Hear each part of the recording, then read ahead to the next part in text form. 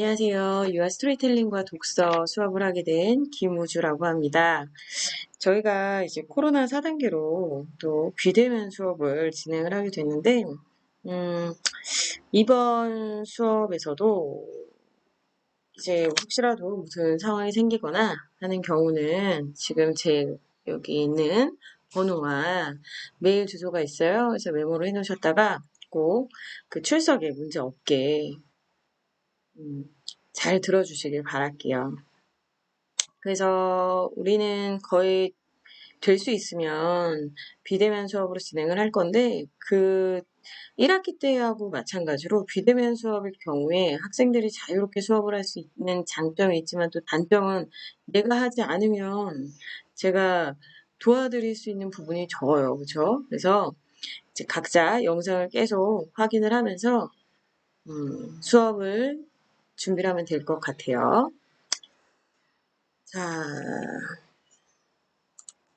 스토리텔링에 일단 대해서 얘기를 한번 해볼 건데, 스토리는 뭐 말 그대로 스토리와 텔링의 합성어로서 이야기를 한다라는 의미를 지니고 있어요. 그러니까 뭐 상대방에게 알리고자 하는 말을 어떻게 하면 재밌고 더 생생한 이야기로 그리고 더 설득력 있게 전달을 하는 행위라고 볼 수가 있겠죠. 자, 그래서 우리가 이제 뭐 여러 미디어를 통해서 이야기를 전달할 수도 있고, 또 뭐 어떤 그런 것들을 통해서 하다 보면은 어떤 논리적인 설득보다도 사람의 마음을 움직이는 힘이 강력하죠. 자, 그래서 우리는 아동보육과에서는 이제 우리 영유아의 교육을 전문가를 양성을 하고 또 현장에서 필요로 하는 전문가가 돼야겠죠. 그리고 다양한 분야로 또 취업이 가능하고. 자, 그렇기 때문에 우리가 지금 준비해야 될 것들이, 자, 요즘 보면 아이들에게 상상의 나래를 펼치기 위해서 호기심을 끌어내야 된단 말이에요. 그렇게 좀 더 이야기를 재미있게 전달할 수 있는 방법. 그 방법으로가 이제 스토리텔링 독서라고 볼 수가 있겠어요. 그래서 옛날 이야기를 하듯이 동화를 보는 것 같이 만화를 보는 것 같은 방법으로 독서의 흥미를 이끌 수 있어야 되고, 그리고 뭐 책에 그려 있는 그림이나 이미지, 뭐 사파 이런 것들을 통해서 또 재미있게 전달을 할 수가 있어야 돼요. 그래서 아이들의 그 뇌와 지능을 발달시키는 필수 영양소는 뭐 애착과 언어 자극이라고 해요. 그래서 이 두 가지를 키워주는 것이 바로 그림책이에요. 아이들에게 그림책을 많이 읽어주는 것도 좋고, 그리고 그 그림책을 통해서 아이와 함께 공감을 해야 애착이 형성이 되고 언어도 자극이 돼서 어휘력이 풍부한 아이로 성장을 할 수가 있습니다. 그렇기 때문에 스토리텔링이 굉장히 중요하죠. 그래서 우리는 스토리텔링과 독서의 중요성을 알고 아이들에게 잘 전달을 할 수 있는 방법을 배워야 되죠. 자, 그래서 그런 방법으로 하나인 이제 동화책 이런 인쇄물들, 지금 본 일러스트 이미지들이죠. 이런 인쇄물들이나 영상물들을 표현할 수 있는 그런 매체, 프로그램, 일러스트 프로그램을 통해서 실무적으로 필요한 부분들을 배울 거예요. 그리고 프로그램 기능 익히면서 또 1학기 때와 마찬가지로 자격증 취득까지 할 예정이에요. 근데 자격증을 떠나서 우리가 전공하는 부분에서 이렇게 아이들과 스토리텔링을 할 수 있는 그런 독서법을 할 수 있는 그런 기능을 배운다고 생각을 하시면 될 것 같아요. 하지만 또 우리가 이 수업을 통해서 또 우리 지금 코로나 때문에 비대면 수업이기 때문에 뭐 이런 다른 실제적인 수업들보다는 우리가 1학기 때처럼 자격증 공부를 하다 보면은 자연적으로 내가 공부도 하게 되고, 그리고 자격증도 취득하게 되고, 그러면 이제 또 뭐 취업에도 도움이 될 수 있으니까, 자격증을 될 수 있으면 다 딸 수 있게, 그걸 목표로 해서 수업을 참여해 주길 바래요. 그리고 나서는 이제 저희가 이제 이렇게 실무에 필요한 것들, 이때 우리가 포토샵을 통해서 사진 작업을 좀 했다면 이제 일러스트를 함께하는 이런 것들을 다 작업을 해줄 수가 있겠죠. 그래서 우리가 이런 사파들, 이미지들, 일러스트로 만들 수가 있는 거예요. 우리 시험을 언제 볼 거냐면은, 우리 중간 기말고사의 기간이 10월 18일부터 23일, 요렇게까지 진행이 된단 말이에요, 이때. 그러면은 이때 결과 발표가 날 수 있게끔 시험을 볼 거예요. 그러면은 이제 23일 정도까지 될 수 있게. 아니면은 우리가 이제 기말까지 있어요. 기말까지. 그래서 요때까지 12월 18일 요때까지 결과가 나와야 돼요. 근데 요때는 이제 결과가 안 나오기 때문에 일러스트는 포토샵하고 다르게 시험 일수가 작아요. 응시하는 사람들이 그만큼 조금 더 적어서 그런 것 같아요. 그래서 우리 시험 보는 날짜가 없기 때문에 연습을 열심히 해서 빨리 요때 자격증을 따는 것도 굉장히 좋겠죠. 그래서 요 기간 안에 자격증을 준비를 해보는 걸로 할 거예요. 그리고 나서의 나머지 시간은 우리가 진짜 실질적으로 스토리텔링에 필요한 이미지들을 만들어 보고 실무에 나갔을 때 우리가 할 수 있는 것들을 다 작업을 해볼 거예요. 자, 그래서 우리가 보면 한번 같이 우리가 스토리텔링에 관련된 걸 한번 볼 건데 이런 식이죠. 우리가 그 아동보육과를 졸업을 하고 나서 꼭 유치원뿐만 아니라 이런 그 책을 만드는 회사에 들어갈 수도 있고 출판사에 들어갈 수도 있고 그렇죠? 여러 분야들이 굉장히 많아요. 그래서 보면 이런 식으로 팝업 책을 만들어주는 일들도 되게 많죠. 왜냐면 아이들이 이렇게 만들었을 때 그리고 이걸 한번 볼까요?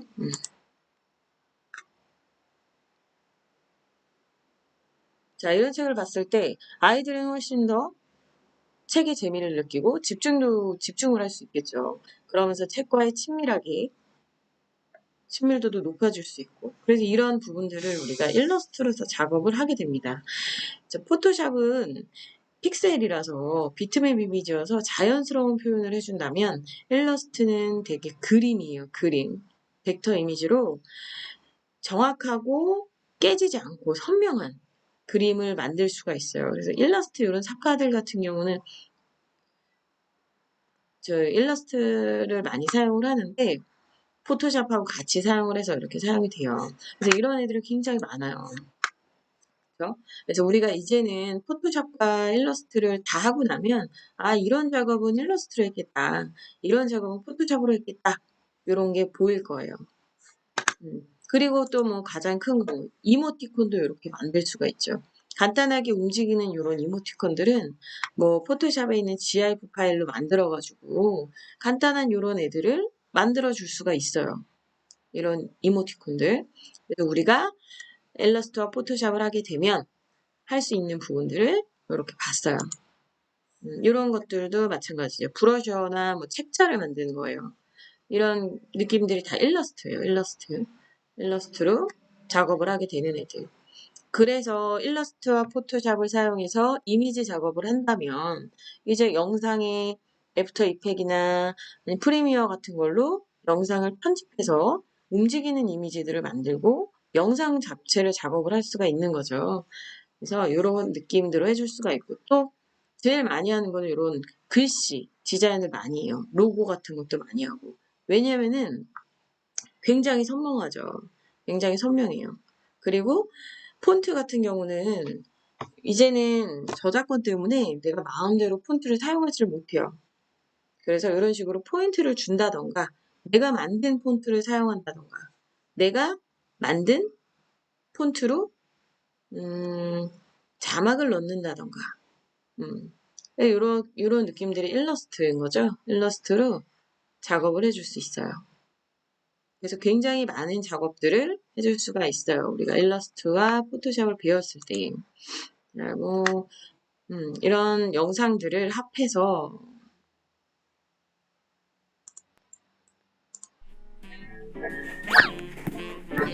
이렇게 눈 내리는 이런 것들 작업해 줄 수 있는 거죠.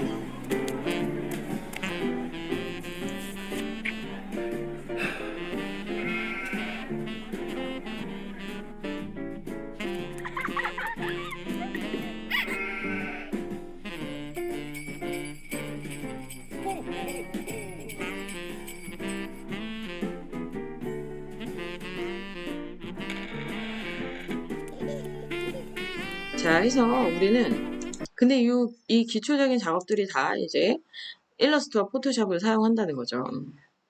그리고 나서 영상은 이제 움직이는 걸 하게 되는 거고. 자, 그러면 우리가 수업은 어떻게 진행이 될 거냐면, 일단은 우리 비대면 수업이 많기 때문에, 기존에 1학기 때 했던 대로 영상을 제가 올려놓을 거예요. 근데 영상은 한 2주 정도로 오픈을 해놓을 거고, 혹시 못 본 학생, 개별적으로 못 본 학생이 있다.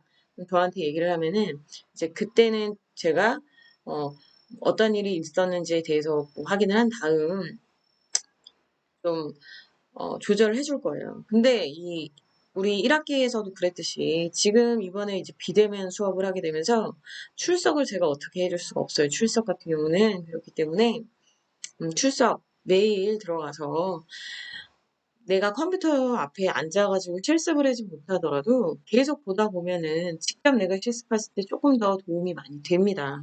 그러니까 꼭 들어가서 수업 시간에 꼭 못 듣더라도 꼭 출석에 맞게 해서 점수를 받을 때 우리 다 모든 점수가 잘 나올 수 있게 꼭 수업 시간에 맞게 그 기간 2주 안에 꼭 영상을 꼭 보세요.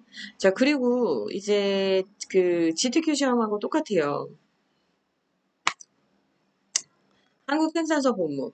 여기 사이트에 들어가서 시험 일정을 보면은 GTQ에서 보면 일러스트가 있어요. 일러스트. 그래서 우리가 이제 포토샵을 했고 일러스트 그리고 여기서 인디자인까지 있어요. 인디자인까지 하면 이제 책을 만들어주는 인디자인 프로그램은 책을 만들어주는 애들이에요. 그래서 일러스트를 검색을 하면 요렇게 이제 21년도에는 시험이 요렇게밖에 없단 말이에요.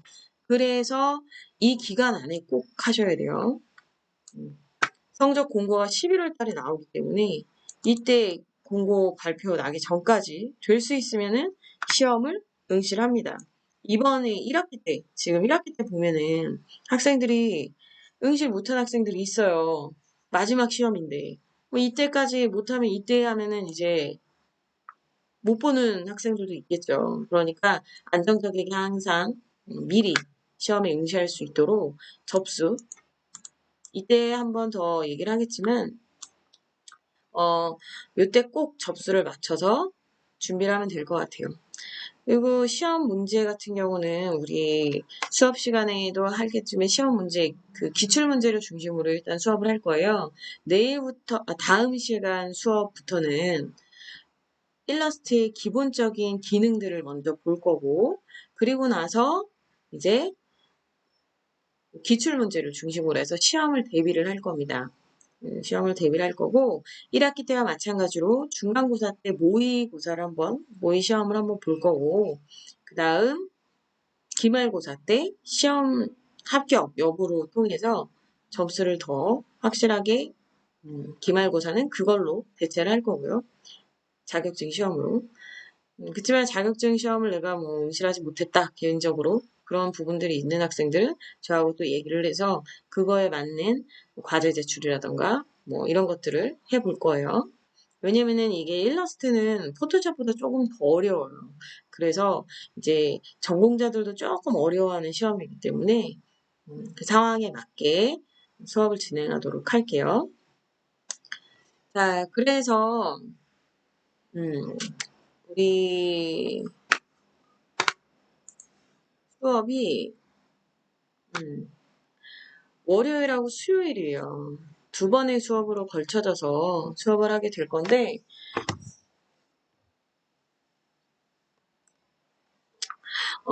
일단은 우리 영상이 수업 두 개를 다 잘 맞춰서 잘 듣길 바라고요. 그리고 이제 다음 주 같은 경우는 아마도 대면 수업으로 진행이 될 것 같아요. 학교에서 특별한 뭐 상황이 일어나지 않는 이상. 그래서 그거를 잘 체크를 해서 출석을 잘 할 수 있도록 부탁할게요. 자, 그러면은 우리 1학기에 이어서 2학기 때도 화이팅 해가지고 모두도 또 자격증도 따고 이렇게 새로운 기능들도 배우고 하는 기회가 됐으면 좋겠어요. 그래서 우리 그 유아 보육에 더 힘이 될 수 있는 스토리텔링을 통해서 이런 매체들을 통해서 아이들하고 조금 더 독서에 친근감이 있을 수 있는 그런 이미지들도 우리가 나중에는 만들어 볼 거예요. 그래서 자격증도 따고 그리고 나서 시간이 남는 부분이 있어야 우리가 또 그렇게 하기 때문에 모든 학생들이 다 이때 시험을 꼭 합격을 했으면 좋겠어요. 자, 그러면은 오늘은 여기까지 마치고요. 다음 영상에서 일러스트 기능을 배우는 것부터 하도록 할게요. 수고하셨습니다.